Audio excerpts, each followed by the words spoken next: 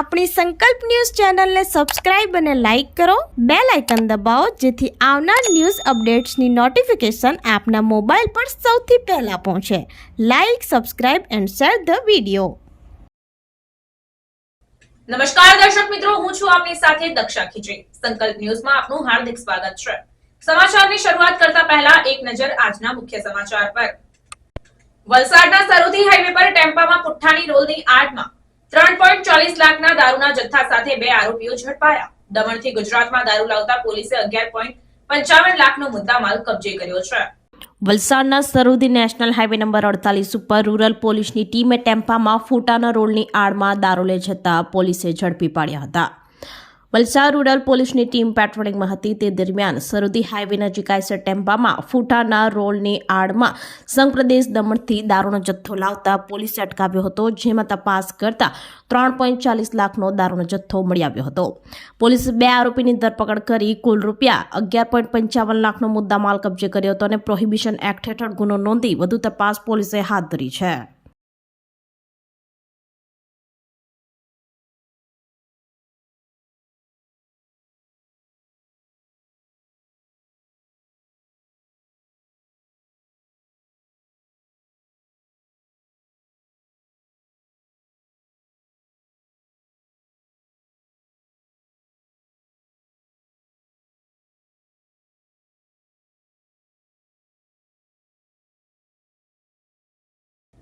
ઉમરગામ ઔદ્યોગિક વિસ્તારમાં પ્રગતિ ટ્રેડર્સ એજન્સીના ગોડાઉનમાં આગ લાગતા દોડધામ મચી જવા પામી.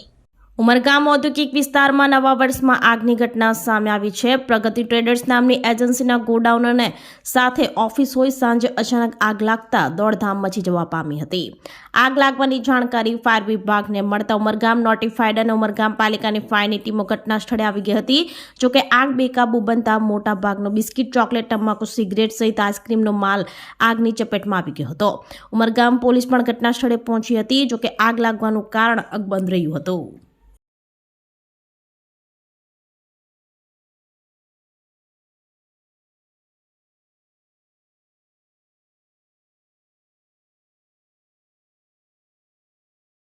રાજ્યના નાણામંત્રી કનુભાઈ દેસાઈના હસ્તે વાપીમાં કચ્છી જૈન સમાજના ટ્રેડ ફેરનું ઉદ્ઘાટન કરાયું.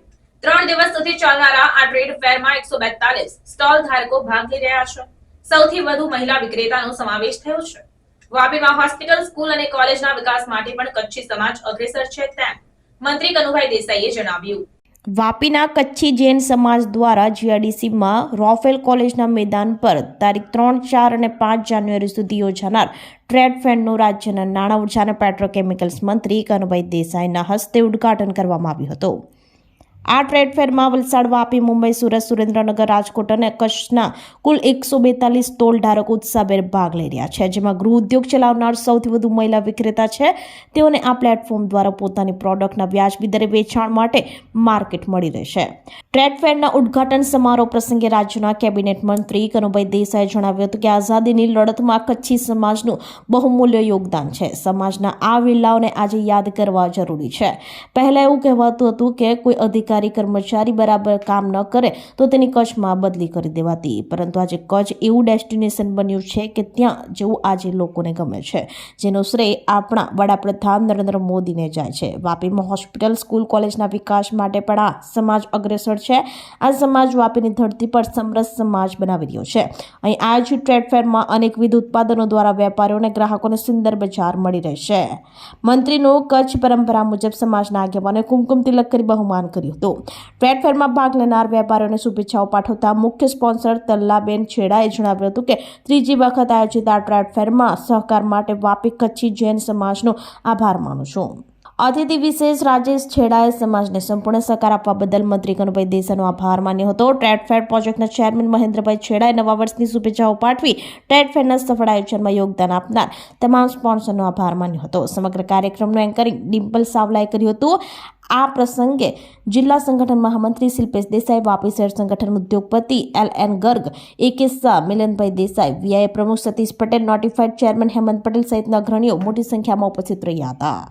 એમ કહેવાય છે કે જ્યાં વસે ગુજરાતી ત્યાં સદાકાળ ગુજરાત, પરંતુ એ ચોક્કસ વાત છે કે જ્યાં વસે કચ્છી ત્યાં સદા કચ્છી નિર્માણ થાય છે. આપણે જાણીએ છીએ કે ભારતની આઝાદી માટેની સર્વપ્રથમ લડાઈ જો ભારતની બહાર રહીને લડી હોય તો કચ્છી માળુએ લડી છે એમ ચોક્કસ કહી શકાય. ઇન્ડિયા હાઉસ સ્થાપીને જે રીતે આખી સમગ્ર આઝાદીની લડતને પ્રોત્સાહન આપનાર આપણા બિરલાને આપણે આજે યાદ કરવા જ જોઈએ. આવી ઘણી બધી જે કચ્છી સમાજની જે ખાસિયત છે, પહેલાં એમ કહેવાતું કે કોઈ માણસ બરાબર કામ નહીં કરે તો એને કચ્છમાં બદલી કરવામાં આવતી. હવે આજે કચ્છ એક એવું ડેસ્ટિનેશન બની ગયું છે કે લોકો ત્યાં જવા માટે તડપે છે. આપણે એનો સંપૂર્ણ યશ આપણા દેશના યશસ્વી વડાપ્રધાન મોદીજીને પણ આપવો જોઈએ. 2001ના ભયાનક ધરતીકંપ પછી જે રીતે કચ્છનું નવનિર્માણ કરવાનો એમણે જે પ્રયાસ કર્યો અને એ પ્રયાસમાં અનેકવિધ આયોજનો થયા અને એમાં ખાસ કરીને કચ્છની સંસ્કૃતિ, એનો કુટીર ઉદ્યોગ, એની કલા, એની સાથે સાથે કચ્છ આજે ખેતીવાડી અને ઉર્જા ક્ષેત્રે પણ નંબર 1 બનવા જઈ રહ્યું છે. પ્રભારી મંત્રી મુકેશભાઈ પટેલની અધ્યક્ષતામાં જિલ્લા આદિજાતિ વિકાસ મંડળની બેઠક યોજાઈ. વન અને પર્યાવરણ, ક્લાઇમેટ ચેન્જ, જળ સંપત્તિ અને પાણી પુરવઠાના રાજ્ય કક્ષાના મંત્રી અને વલસાડ જિલ્લા પ્રભારી મંત્રી મુકેશભાઈ પટેલની અધ્યક્ષતામાં જિલ્લા આદિજાતિ વિકાસ મંડળની બેઠક યોજાઈ હતી. બેઠકમાં મંત્રીએ વર્ષ 2023-24માં ન્યૂ ગુજરાત પેટર્ન અંતર્ગત મંજૂર થયેલા કામોની સમીક્ષા કરી હતી અને પ્રગતિશીલ કાર્યને ઝડપથી પૂર્ણ કરવા સંબંધિત વિભાગને સૂચન કર્યું હતું. વર્ષ 2024-25 દરમિયાન વલસાડ જિલ્લાના તમામ તાલુકાઓમાં ન્યૂ ગુજરાત પેટર્ન અંતર્ગત જોગવાઈઓની સમીક્ષા કરી હતી. બેઠકમાં વર્ષ 2024-25 દરમિયાન ન્યૂ ગુજરાત પેટર્નની જોગવાઈ હેઠળ રસ્તા, શિક્ષણ, પાણી પુરવઠો, સિંચાઈ, કૃષિ અને પશુપાલન, વીજળી, સામૂહિક આરોગ્ય તથા અન્ય વિકાસના કામો, રોજગાર, પોષણ, આરોગ્ય, ભૂમિ સંરક્ષણ, પંચાયત, ડેરી વ્યવસાય, મહિલા કલ્યાણ, જળ સંરક્ષણ, વન વિકાસ, ગ્રામ્ય માર્ગો, સ્થાનિક વિકાસના કામ અને પ્રવાસન ક્ષેત્રના કામોની રજૂઆતો કરવામાં આવી હતી. જે અંતર્ગત આ જોગવાઈ હેઠળ અગ્રતાના ધોરણે જરૂરી કામોને મંજૂરી આપવામાં આવી હતી. આ બેઠકમાં વલસાડ ડાંગ સાંસદ ધવલ પટેલ, જિલ્લા પંચાયત પ્રમુખ મનહરભાઈ પટેલ, ઉમરગામ ધારાસભ્ય રમણલાલ પાટકર, ધરમપુર ધારાસભ્ય અરવિંદભાઈ પટેલ, કપરાડા ધારાસભ્ય જીતુભાઈ ચૌધરી, વલસાડ ધારાસભ્ય ભરતભાઈ પટેલ, કલેક્ટર એમ.એસ. દવે, જિલ્લા વિકાસ અધિકારી પ્રાયોજન વહીવટદાર અતિરાગ ચપલોટ, નિવાસી અધિક કલેક્ટર અનસુયા ઝા, જિલ્લા ગ્રામ વિકાસ એજન્સીના નિયામક A.K. કલસરિયા, પ્રાંત અધિકારી, તાલુકા વિકાસ અધિકારીઓ, સંબંધિત વિભાગના અધિકારીઓ ઉપસ્થિત રહ્યા હતા.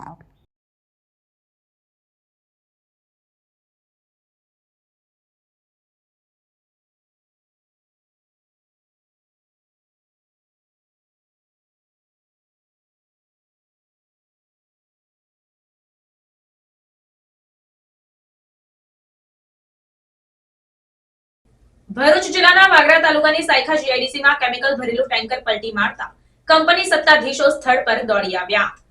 ભરૂચના વાગરા તાલુકામાં આવેલ દહેજ જીઆઈડીસીની સીવા ફાર્મા કંપનીમાંથી એક ટેન્કર થિયોનાઇલ ક્લોરાઇડ નામનું કેમિકલ ભરીને સાયખા જીઆઈડીસીમાં આવેલ ધર્મજ ફાર્મા કંપનીમાં જઈ રહ્યો હતો. તે દરમિયાન સાયખા જીઆઈડીસી પાસેથી પસાર થતી વેળાએ કોઈ અગમ્ય કારણસર ડ્રાઈવરે સ્ટેરિંગ ઉપરનો કાબુ ગુમાવતા ટેન્કર બેકાબુ બની રોડની સાઈડમાં પલટી ગયું હતું.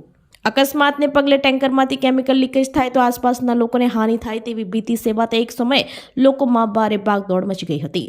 ઘટનાની જાણ થતાં વાગરા પોલીસ મથકના પોલીસ ઇન્સ્પેક્ટર S.B. ફુલતરિયા તેમજ તેમની ટીમ સ્થળ ઉપર દોડી ગઈ હતી. પલટી ખાઈ ગયેલ ટેન્કરને ઊભું કરવા માટે 2 ક્રેન તેમજ એક JCB મશીનની મદદ લેવાઈ હતી. ભારે જહેમત બાદ ટેન્કરને બહાર કાઢવામાં આવ્યું હતું, જે બાદ સહી સલામત જણાતા ટેન્કરને રવાના કરવામાં આવ્યું હતું.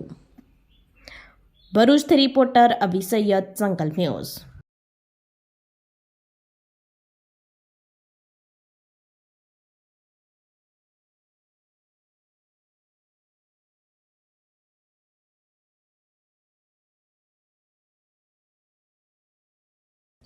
તો આ હતા આજના સમાચાર. નવા સમાચાર સાથે કાલે ફરી મળીશું. ત્યાં સુધી નમસ્કાર. આપણી સંકલ્પ ન્યૂઝ ચેનલને સબસ્ક્રાઇબ અને લાઇક કરો, બેલ આઇકન દબાવો જેથી આવનાર ન્યૂઝ અપડેટ્સની નોટિફિકેશન આપના મોબાઈલ પર સૌથી પહેલા પહોંચે. Like, subscribe and share the video.